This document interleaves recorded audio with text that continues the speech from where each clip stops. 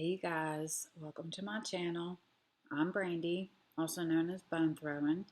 I am going to start a new series where we're going to talk about a witch from history once a week, and I'll be doing my makeup at the same time. So if that interests you, give that button a wham if you want, I guess, for witches, history, and makeup. And subscribe if you think this is something that you'll like. Um, I love to do makeup. I am a witch, obviously. So today we are going to be talking about a pretty famous witch. I'm not going to lie. Actually, she wasn't even really a witch, but we are going to talk about her because this season is coming upon us. And it's almost October. Well, not really, but it is getting close. And so we are going to talk about the Salem Witch Trials and the person that sparked it and basically why they did it.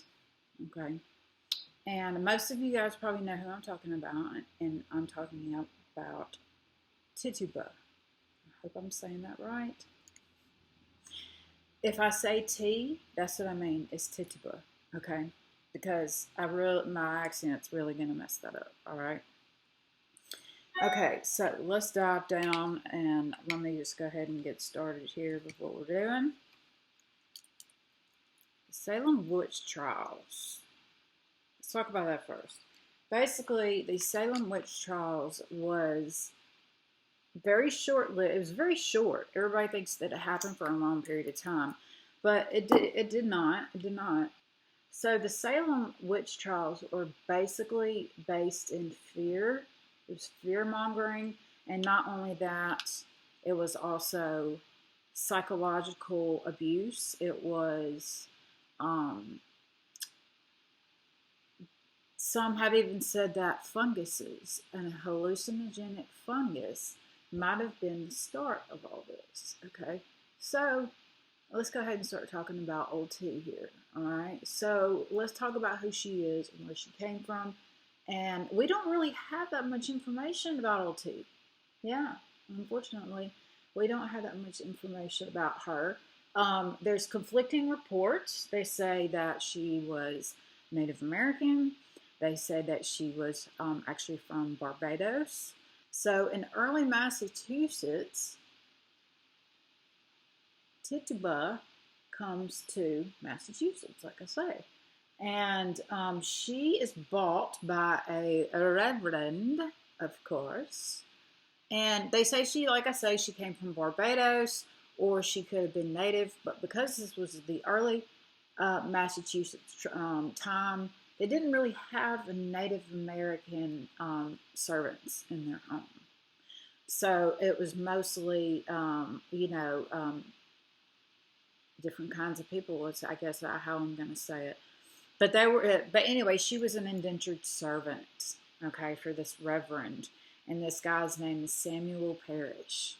Okay, and you got to remember old Sam. Okay, Samuel is a fire and brimstone type of reverend. Okay, and this is, you got to think about this. This is back in the day where you could say, "Hey, I had a vision," and they're like, "All right, you've been tapped. You're a reverend. You're a pastor." You know what I mean? That's kind of how I feel about it. Now, T was actually one of the first witches to confess at Salem, but I'm getting ahead of myself, so I need to slow my roll. Now she's become an indentured servant for the fire and brimstone reverend that's, supposedly had a vision or whatever. And so now he's like, king shit of the town of Salem or whatnot.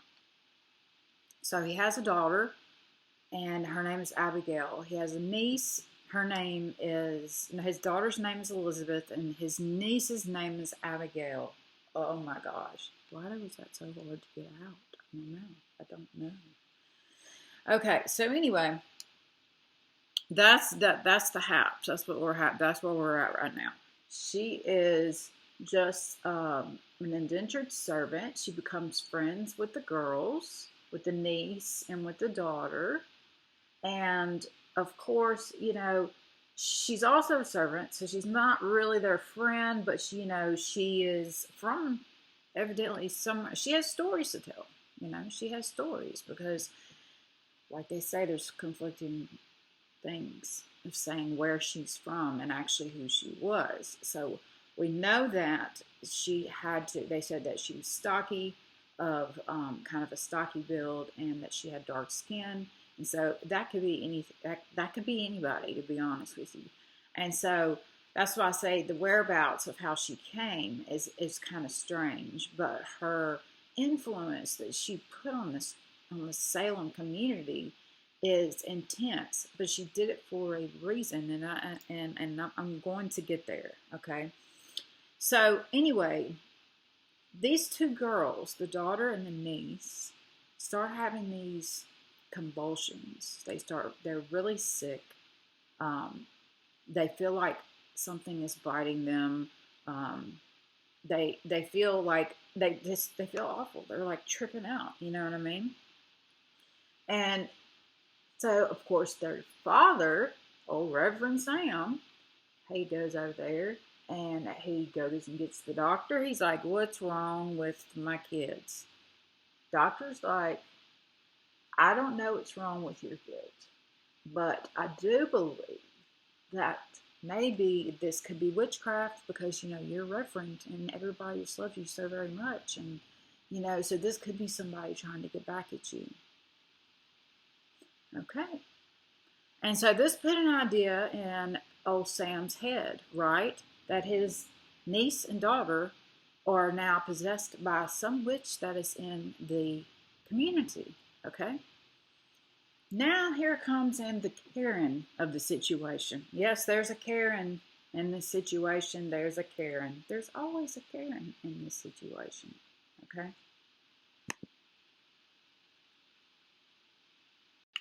And so this Karen's name was Mary Sibley, and she was a member of the church congregation. Okay? So she goes to the servant of the home of the parishes, which is who? Our girl T, and tells her to make a witch's cake. All right? And I'm going to tell you what a witch's cake is. It's a little gross. But just think, this is like, these people they're very fearful. They're tripping a little bit. All right? So a witch's cake is basically something that is made with the afflicted person's urine.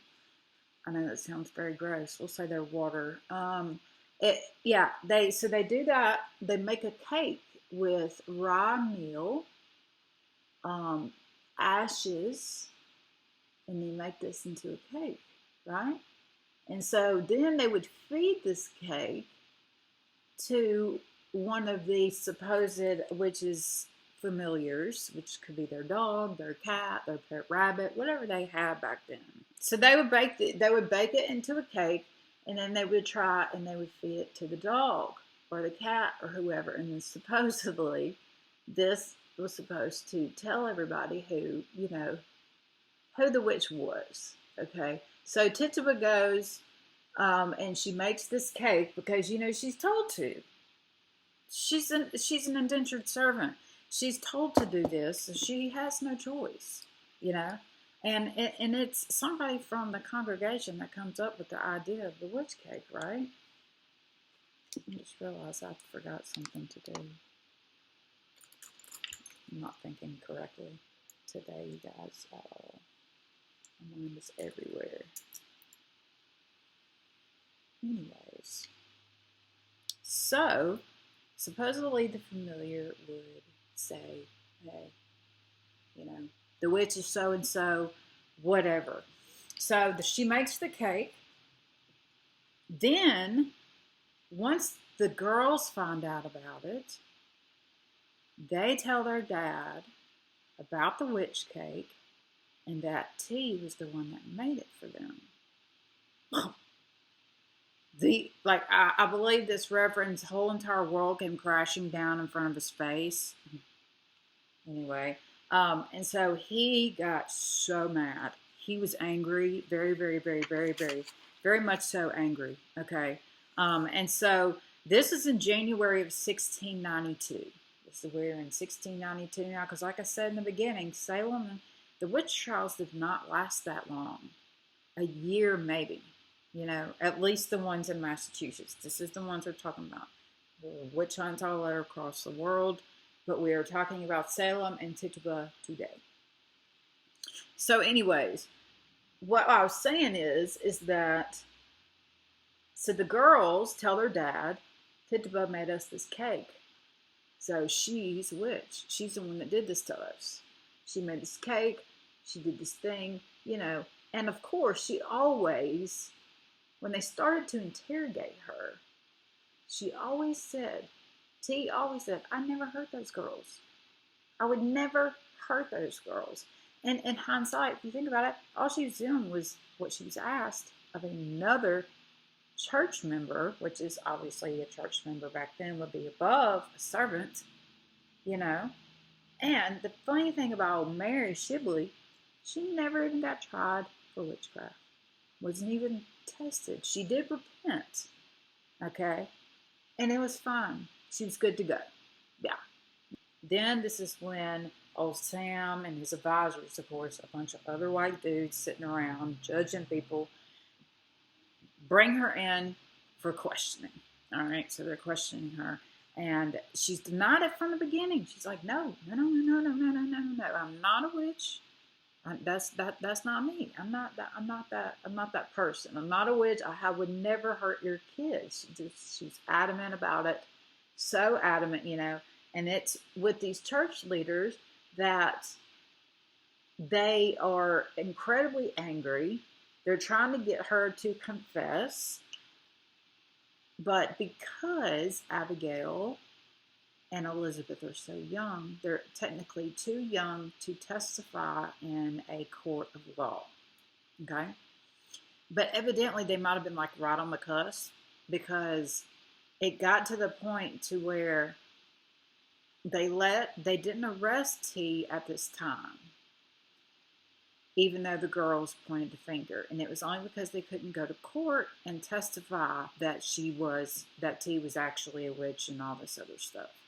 And so T goes home, back to her servitude, back to her servantry, over at the parish's house. Now, unbeknownst to everybody in the town, which I feel like is a lie, but that's what I've read, Samuel was so angry about this cake, so mad, oh wow, like I've never seen a person get so hot, that he decides that he's going to basically, how can I say this without getting in trouble, especially my first video.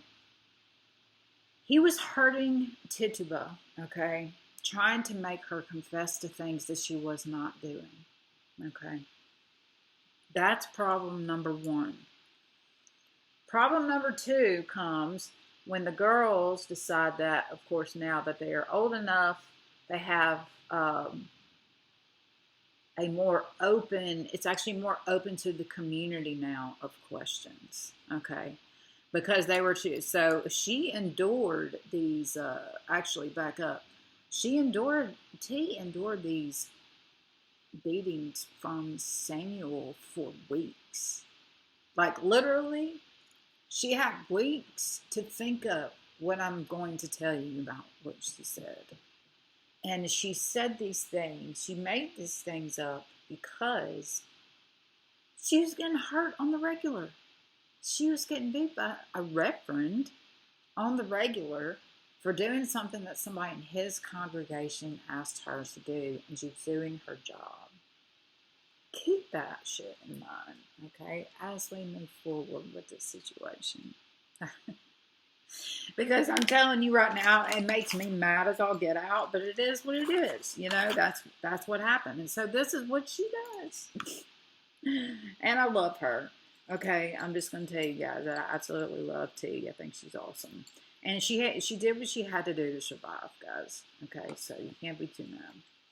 And don't worry, we'll get to the end and it'll be great. And so she wasn't arrested, but because of the beatings that were happening at the house. Nobody else knew about these beatings, of course, except for the people that were in the house. They kept it on the DL because, old preacher man can't be, hurting people and stuff like that.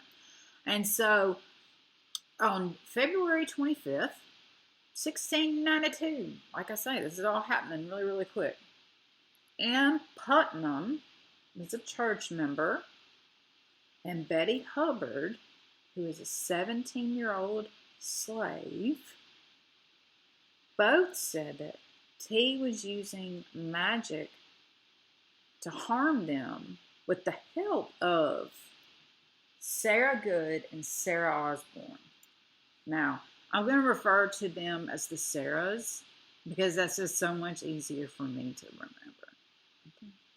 So anyway, we've got old Anne, we've got all these people. They're all pointing the finger at T. They're like, hey, it's Tituba. She is enchanting us. She is, and now she's enlisted some folks to help her out. Now she's got a coven, basically, is what these girls are saying. So now we've got T and the two Sarahs being accused of witchcraft, okay, by a slave and a church member. So now the line of questioning is going to start when the whole entire community is there with them, okay. The three women were questioned by magistrates in Salem on March 1st of 1692, okay, and they had everybody in the whole entire town there. Everybody and their mom was there for this, okay?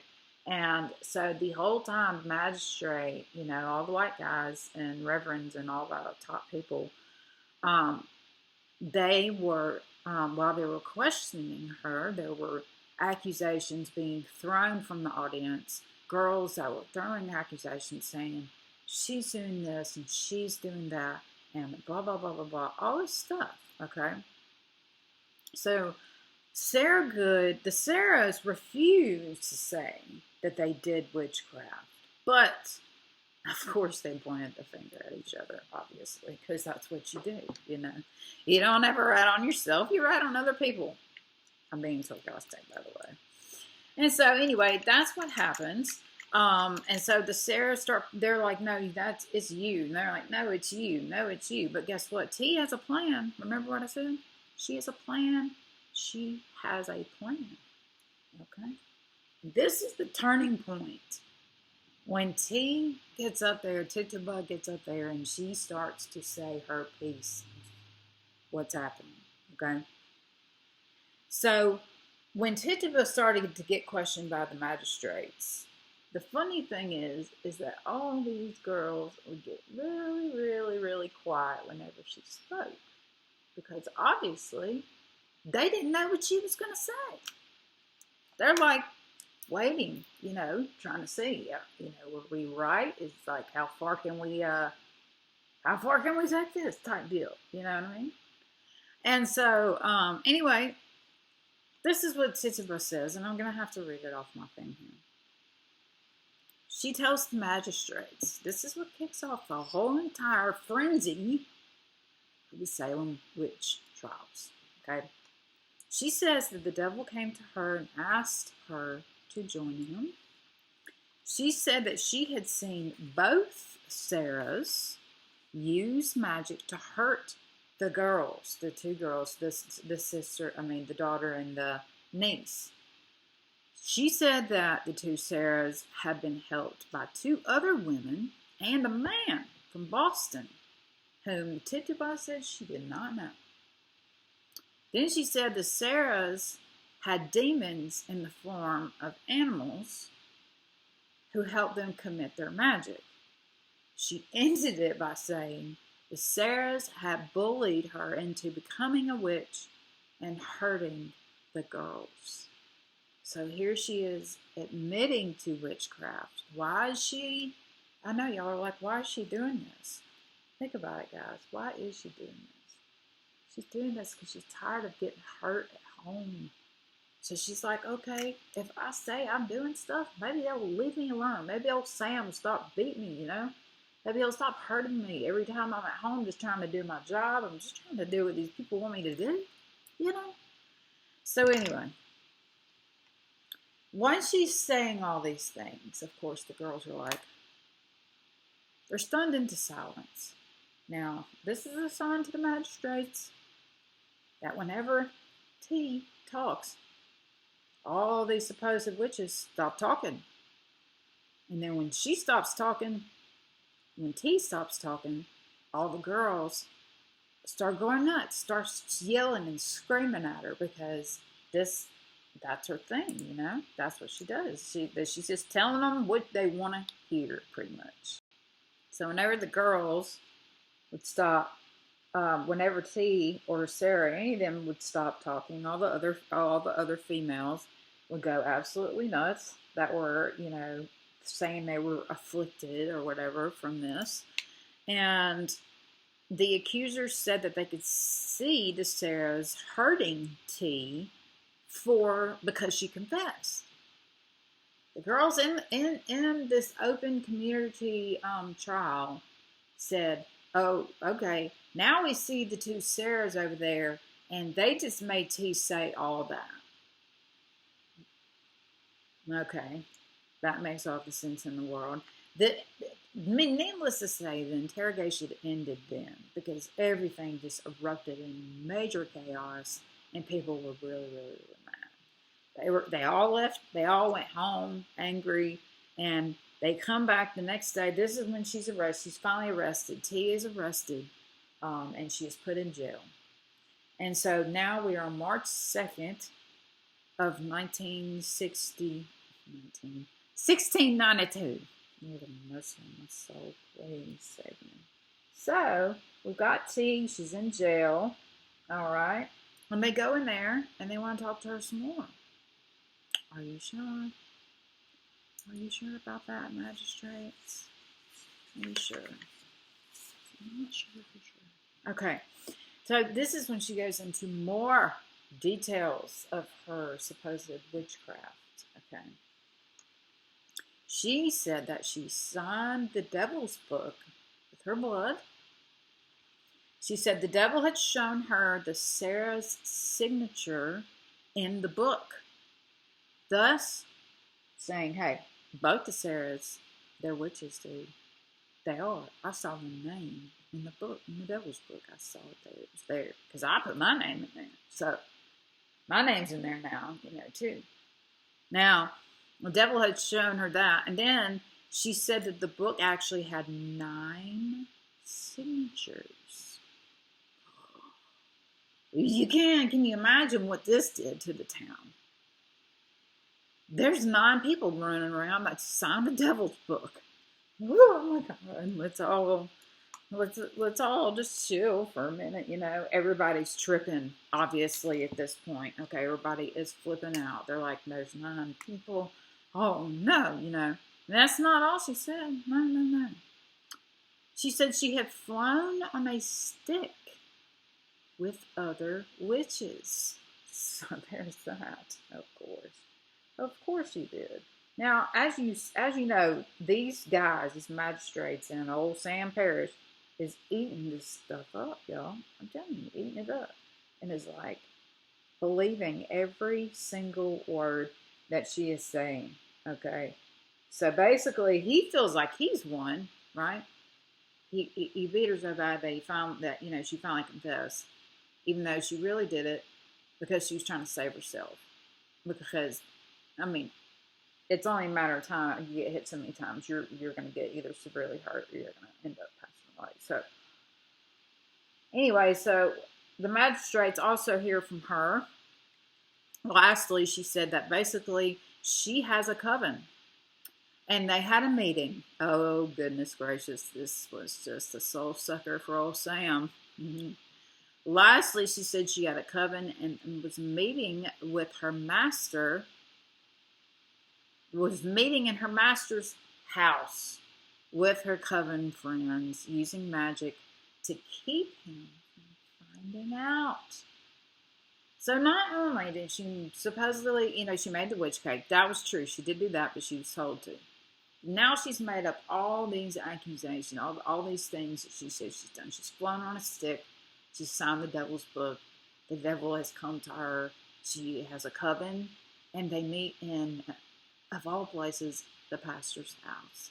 You can imagine this caused a major, major upset in the Salem community, okay? So this sparked the idea. There's more of them. Oh my God, they're everywhere. You know what I mean? There's more of them.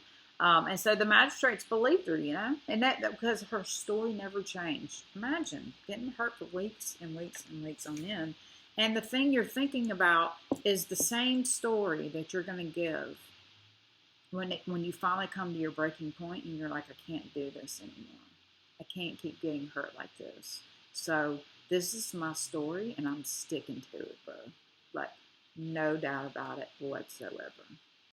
It's really sad that the reason why she did this was just because the guy wouldn't let off of it. Like, literally. And then, of course, this sparks another uproar, and people start saying they're seeing spirits. Yeah, yeah. They're walking around saying they're seeing spirits, and there's the witches everywhere. You know, everybody's in, I guess satanic panic or whatever at this point, even though that's not what it was called back then. But they would line, and they would line their story up with Tituba's, the one that she gave, to make it look like it was more like believable, you know?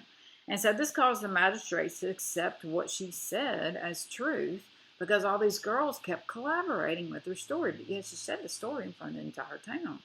So, of course they're going to collaborate with her. These guys are not very smart. These magistrates are not very smart individuals. Okay, so they would line it up with the story. They called that this is proof. This was proof of what T said. It was absolutely true. It was, that's what's going down. And so now that she has confessed, she wasn't declared a threat to the community anymore. No. She was not. Not a threat. No, not a threat to anybody anymore. And that's totally fine. But meanwhile, everybody else starts going nuts. So we got T in jail. She's just chilling, sticking to her story. She's like, this is my story. I'm sticking to it. And believe me, honey, I'm better off in jail than I am at the house of the parishes. You feel me? And so now that and then the weird thing about when it comes to Salem, and I'm going to get to that part at the end. And now T had been sent to, so many people started seeing witches and all these things and all these apparitions and spirits, and were saying all these things. And so every once in a while they would go and get T out of jail, bring her back to Salem, because at this point they had put her in Boston, in a Boston prison, to make room for all the witches in Salem, And let me tell you, they arrested 144 people. Yeah, they did. 144 people. So they needed to make room. So they sent old T to Boston. And every once in a while, what they would do is they would bring her back to Salem to testify, to see if what these girls, all these trials, to testify to see if what these girls were saying is true, if they were actually seeing witches and things like that. And so this is kind of where T starts, it starts to slow down at this point, and she's in prison, and they're taking her to all these court hearings and things like that. The witch panic has started to die down, like big time. By May 19th, witchcraft wasn't even believable anymore. So they literally said that her statements, the statements that she said had started the whole Salem Witch Trials, they literally stamped on there was ignoramus, was the word that they used, and dismissed the changes, basically saying that she was ignorant and that everything she said was not true. What Tituba said was not true. So from January to May, we have all this craziness, And then May, they're like, what you said was not true, and yeah, Sorry. Okay, but then you get this. You got 144 people that were arrested for witchcraft in Salem. 54 people confessed. Now, if you confessed back then, it was a different story for you. Yes, yes, yes, yes. Because they thought that that would take power away from you. If you confessed to being a witch, that would take power away, right? Well, I mean, I guess that's kind of true, maybe. Who knows? I don't think so. So T stayed in jail for 1 year until she went and had her own trial. Yes, she had her own trial. And after a year, this is 1963. There I go again. 1693. Okay. So almost like a year that has passed since all of these things have happened, right? And she goes to trial. And the magistrates say that her story was ignorant. They stamp ignoramus on her statement. This statement that made a huge impact on the whole entire community of Salem basically said that she was ignorant and that what she said was not true. Yeah. After basing, and I mean, like I said, they took her to different people's trials. And she would be like, tell them if they were telling the truth or not. They used her word as the Bible, pretty much, as the word. Her word was the word. If T said you were a witch, you were a witch. Okay? The weirdest thing about this is, it's like I say, if you said that you were a witch, they thought that, now they could protect themselves, and they weren't witches, right?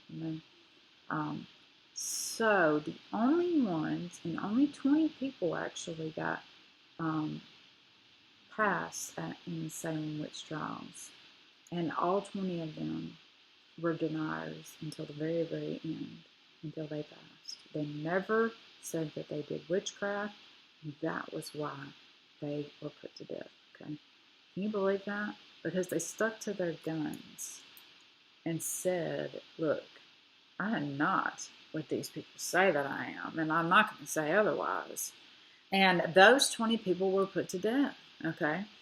There's actually a guy named George, and there was different tests that they put witches through back then. There was 7 of them. One was called the prayer test. Basically, this guy named George Burroughs, they said if you couldn't say the Lord's Prayer without if you couldn't say it perfectly, they basically thought that witches couldn't say scripture. Yeah, that's what they thought. They thought that witches couldn't say scripture.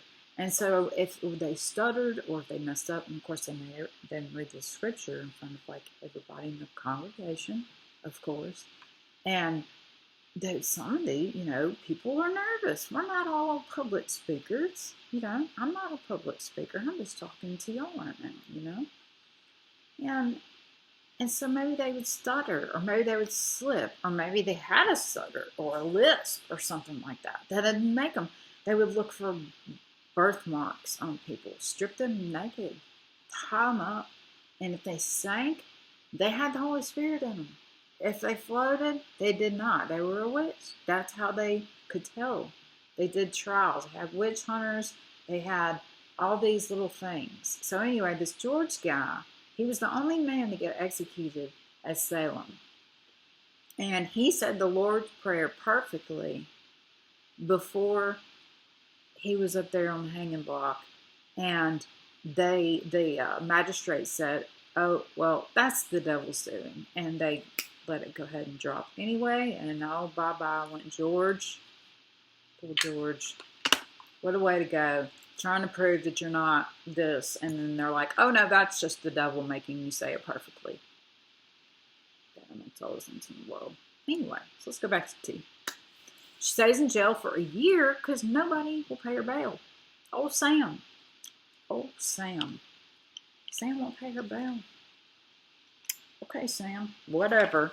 So somebody, after a year, pays her bail and gets her out of jail. Okay? This person was an unknown person. They did not know. There's no record of who did this. of who bailed her out of jail? No, no, no. There is not. There is no record of this. And somebody paid for her to get out. And after that, there's absolutely no record of what happened to her. Like, there's no record at all. Because you have to think that her name was probably not Tituba. Tituba means atone, stammer, and stagger. So you got to think about this. Atone. They already think that she's from another country maybe, or from that country, but they don't know the ways. And they think that it's, so she's supposed to atone for her sins of being whoever she is, which is weird. And, and of course the word stammer, maybe she had a stammer.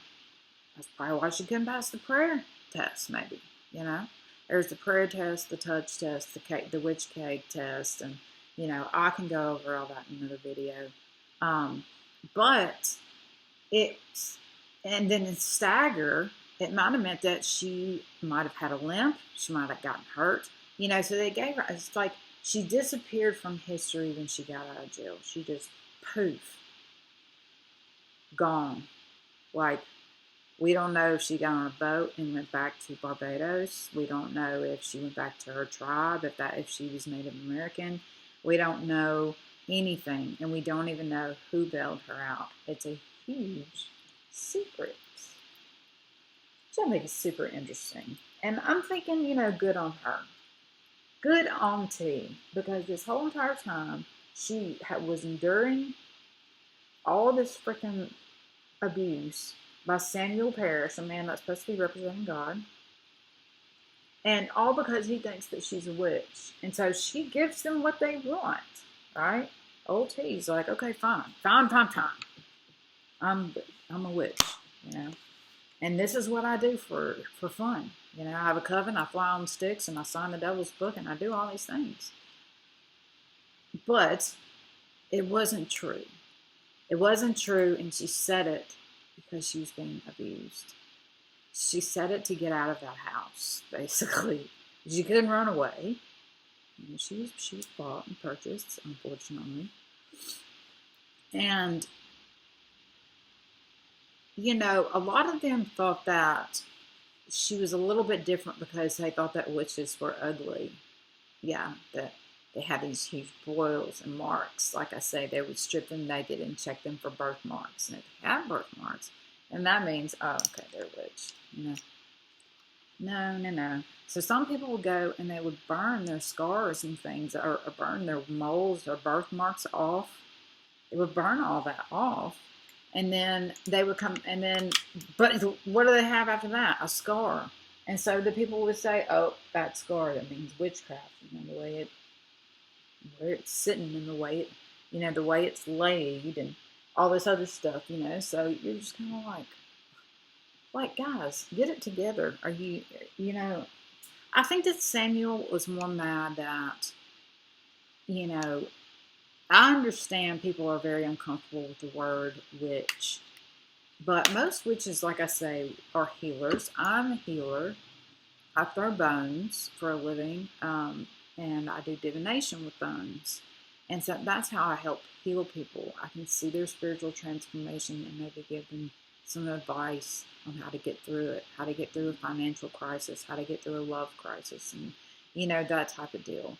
And the funniest thing is most of the time these people would go to witches to get advice, but then would shun them when they're in the community. Yeah. So anyway, 3 ended up dying in prison, 20 were executed, 19 women and 1 man. 54 confessed, so they were let off the hook. Like I say, old Mary Shibley, I think she moved away. I'm not sure, but she kind of shrunk away into the old Karen there, caring too much about everybody else's business and, all that fun stuff. There are different witch tests, which one was the stripped and bound and put into water.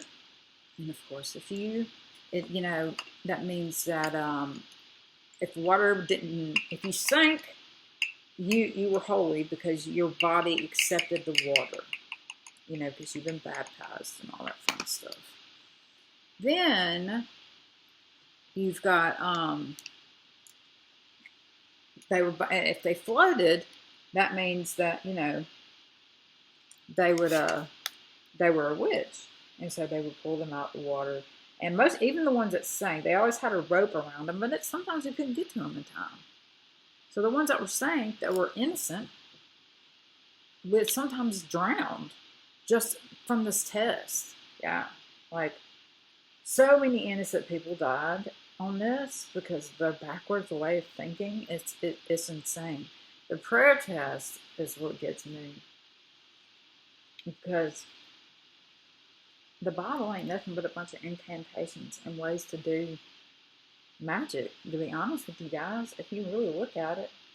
And they were doing some of the same things, you know, that everybody else was doing. And so then you have the touch test. So, okay, say somebody's afflicted with fits. They're, you know, doing their thing. Fits, yelling, screaming, saying that stuff's biting them and all this other madness. Okay, and so somebody that's been accused of witchcraft would touch the afflicted. Okay, and if they didn't have a reaction, they were innocent. If they just kept going, you know, shaking and stuff, then they were innocent. But if they stopped, then that means that the person was guilty. So they would like bring other witches to verify other witches, which is totally mind-blowing in my personal opinion. I am so very sorry. Of course, we have another thing. You know, they started using witches' cakes as protection. Once they found out that witches, you know, you can use those as protection. They would hang them up behind their doors. Like I say, once they found out who a witch was, they would protect themselves from that witch. And by either hanging cakes above the doors, I mean, it could be so much, like, you know, the horseshoes, iron, witches' bottles, all those different kinds of things.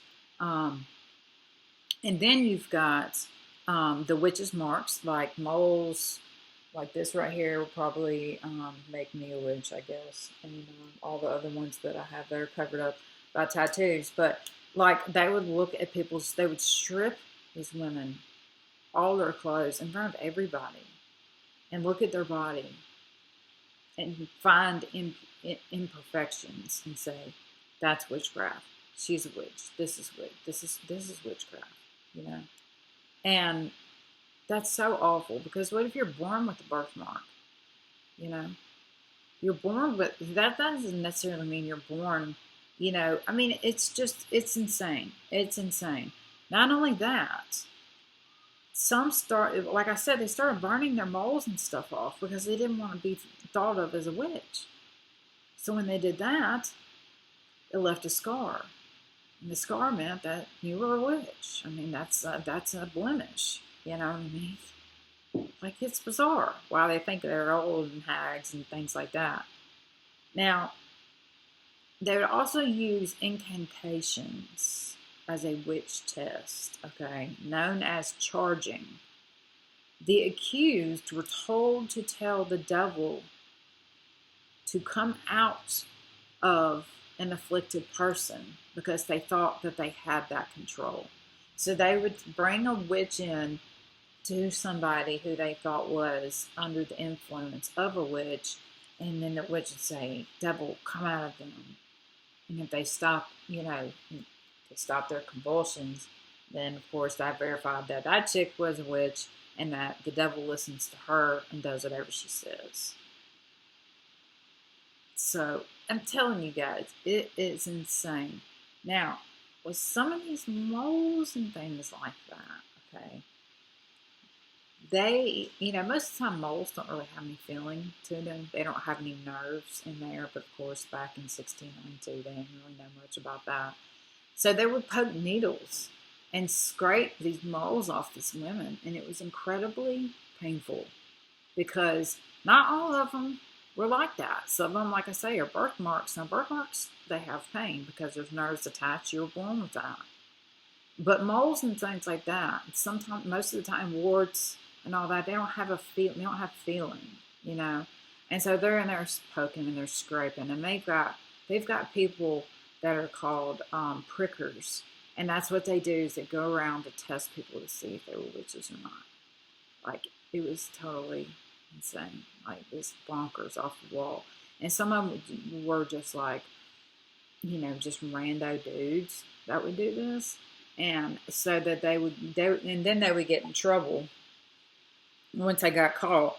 But they would use, like, you know, like a really blunt needle, and it would hurt. It would hurt a whole lot. So, anyways, that, my folks, is the story of good old Tituba, and basically how she escaped slavery. That's what I'm going to say.